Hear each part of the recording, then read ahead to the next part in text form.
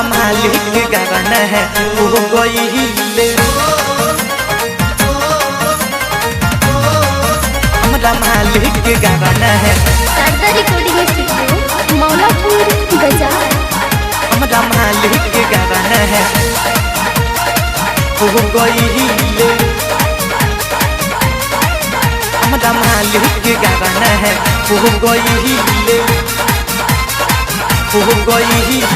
आज से के कदम तू बड़े फुलावाना है। आज से के कदम तू बड़े फुलावना हमरा मालिक के गावाना है हो गई। हमरा मालिक के गावाना है हो गई। रे अदवा हमरो ये रे बिछावाना है। रे अदवा हमरो ये रे बिछावना हमरा मालिक के गावाना है हो गई। हमरा मालिक के गावाना है हो गई।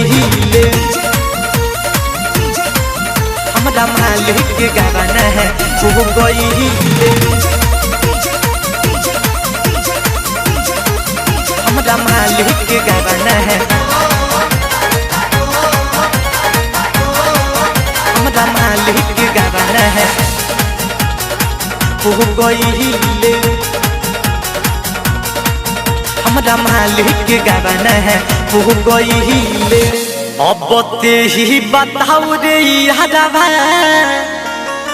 हम के कदा सहारे जियब रे। अब ते ही बताऊ रे यादवा हम के कदा सहारे जियब रे। ओकरे चलते शादी ना कहनी ओकरे चलते रे शादी ना कहनी ओकरा नाम के जमाना है हो गई। हमरा मालिक के गावाना है हो गई। रे अदवा हमरो ये रे बिछावाना है। रे अदवा हमरो ये रे बिछौना हमरा मालिक के गावाना है हो गई। हमरा मर्द हाल के गावाना है हो गई। हमरा मालिक के गाना है हो गइले। हमरा मालिक के गाना है। हमरा मालिक के गाना है हो गइले। आदि ससुरा में उ तो जानी कटी है हम हाथ से हम हिलाई बढ़े।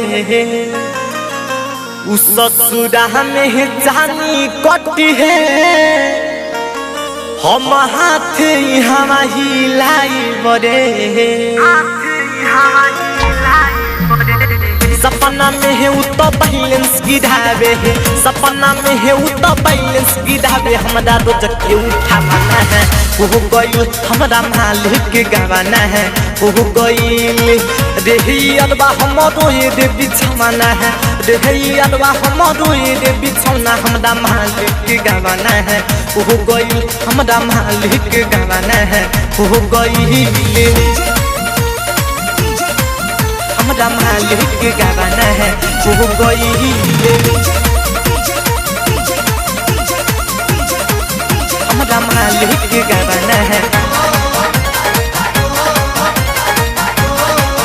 हमरा मालिक के गावाना है हो गइले।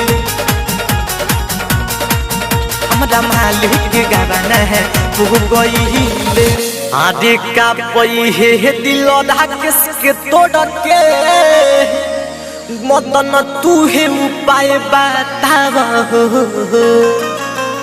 कहा पई है दिल ढाक के तोड़ के परदीप तू है उपाय बताव हो।